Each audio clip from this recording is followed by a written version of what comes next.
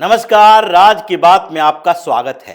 Supreme court का ecosystem ऐसा हो चुका है कि जिसके कारण अब संसद में इसके इलाज की व्यवस्था होनी चाहिए, जैसे कि बातचीत चल रही है। क्योंकि एक के बाद एक जो सीजेआई बनते हैं सुप्रीम कोर्ट में, जिसका प्रमोशन होता है, जज बनते हैं, वो सारे के सारे इस तरीके से एंटी हिंदू फैसलों के लिए आपस में कंपटीशन करने लगे हैं, जैसा कि इस पूरे सिस्टम में केवल हिंदुओं के खिलाफ ही फैसले होंगे, जिसमें अल्पसंख्यक समुदाय यानी कि सो कॉल्ड माइनॉरिटी क्लासेस जो है, हिंदुस्तान के अंदर सबसे बड़ा अल्पसंख्यक मुस्लिम समुदाय, अगर इसमें एक पिटिशनर है तो फैसला उसी के पक्ष में होगा, चाहे जो स्थितियां पहुंच जाए। लेकिन ये खानदानी जजों ने एक दूसरे से कंपटीशन करना शुरू कर दिया है, और उसके बाद जिस तरीके से एक के बाद एक सीजेआई बन रहे हैं, और सीजेआई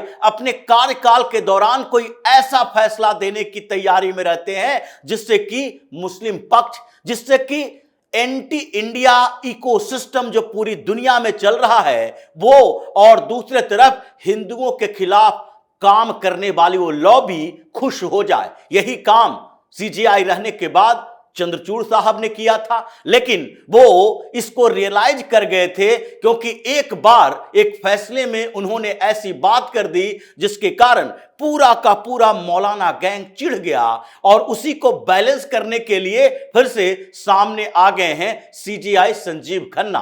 अब दोनों में समानता देखिए, क्योंकि दोनों के विचार एक ही तरीके से वो आगे बढ़े, एक ही तरीके से काम करते रहे। अगर चंद्रचूड़ सीजेआई बने तो वो भी, उनके पिता चंद्रचूड़ भी सीजेआई थे, और उसी तरीके से जिस तरीके से संजीव खन्ना आगे बढ़े हैं, उनके पिता देवराज खन्ना भी दिल्ली हाई कोर्ट के जज थे, और उस समय ये दिल्ली में प्रैक्टिस किया करते थे। दिल्ली हाई कोर्ट से ही ये पहली बार जज बने, और फिर उसके बाद ये सुप्रीम कोर्ट तक पहुंचे हैं। इनके चाचा हंसराज खन्ना वो भी सुप्रीम कोर्ट के जज रह चुके हैं। मतलब कॉमन यही है कि कॉलेजियम के ये दोनों जज खानदानी जज हैं, और दोनों की विचारधारा देखिए, जिस तरीके से अपोजिशन पार्टियों के साथ ये खेलते रहे हैं संजीव खन्ना, क्योंकि इनको पहले ये कहा जाने लगा था कि ये चेहरे देखकर जमानत देने वाले जज बन चुके हैं। जब ये सीजेआई नहीं बने थे उस समय भी इन्होंने कई ऐसे फैसले दिए थे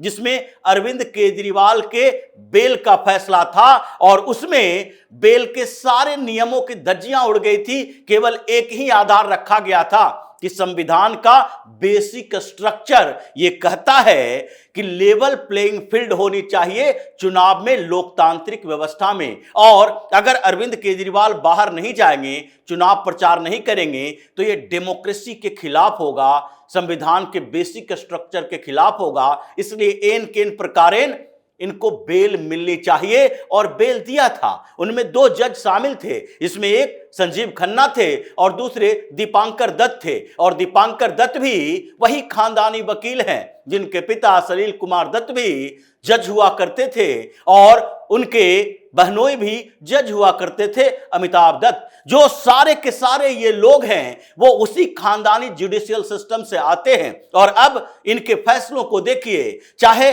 मुस्लिम पक्ष अगर किसी एक में होगा तो उसमें इनकी विचारधारा क्या हो जाती है। जाते जाते जो चंद्रचूड़ साहब ने फैसला दिया था वो था मदरसा बोर्ड के लिए। मदरसा बोर्ड पर सुनवाई हो रही थी और वो रिटायर होने वाले थे, लेकिन उनके दिमाग में चल रहा था कि हमने ज्ञान वापी के मसले पर जो वर्बल टिप्पणी की थी उसके कारण जो हमारी खिंचाई हो रही है, मतलब ज्ञान वापी परिसर में हिंदू देवी देवताओं की उपस्थिति और सर्वे के समय जब सुनवाई चल रही थी तो तत्कालीन सीजेआई चंद्रचूड़ साहब ने बोला था कि देखो, अगर किसी भी इस्लामिक स्ट्रक्चर में या रिलीजियस स्ट्रक्चर में दूसरे धर्म के कुछ पाए जाते हैं सिंबल, तो इसका मतलब है कि वो सिंबल जाने चाहिए, उसकी खोज की जानी चाहिए। आप ऐसे इग्नोर नहीं कर सकते। उन्होंने फायर टेंपल का एग्जाम्पल दिया था। फायर टेंपल में अगर क्रॉस मिल जाता है तो क्या हम उसको वहां से निकाल नहीं सकते, वहां पर उसके स्ट्रक्चर को चेंज नहीं कर सकते, लेकिन वर्शिप की सुविधा तो दी जा सकती है।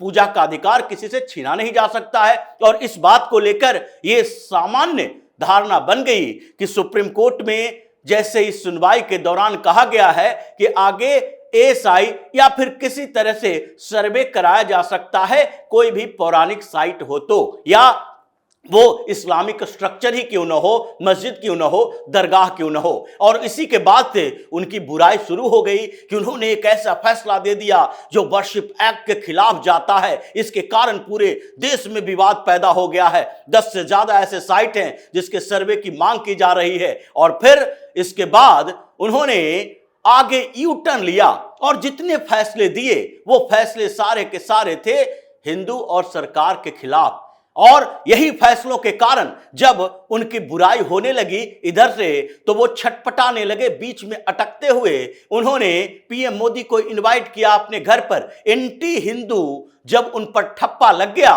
तो उन्होंने गणेश पूजा की तस्वीर शेयर की और पीएम मोदी के साथ। और इसके बाद जब फिर से उन लोगों ने, जो कि इनके इस रिलीजियस प्रदर्शन को लेकर गुस्से में थे, जब इनको बार बार ट्रोल किया जाने लगा, इनके खिलाफ आर्टिकल छापे जाने लगे, तो इन्होंने अंतिम फैसला मदरसा बोर्ड पर दिया और सीधे तौर पर कह दिया 700 सालों की परंपरा को निभाकर चलना चाहिए। और उसके बाद क्या हुआ? उसके बाद तो आज इधर उधर घूम घूम कर माफिया मांग रहे हैं कि हमसे कोई गलती हुई होगी तो उसके लिए माफ कर दो, लेकिन माफी नहीं मिल रही। आज एनएचआरसी के चेयरपर्सन के लिए उनका नाम आगे नहीं बढ़ रहा, लेकिन इधर उधर सेमिनार में जाकर वो कोशिश कर रहे हैं कि हम जब जज थे तो उस समय हम विपक्ष की तरह उपयोग अपने आप को नहीं करने देते थे। सुप्रीम कोर्ट कोई विपक्षी पार्टियां नहीं है जो संसद में जैसे विरोध करते हैं, हम सरकार का सुप्रीम कोर्ट में बैठकर विरोध करते रहेंगे। लेकिन अब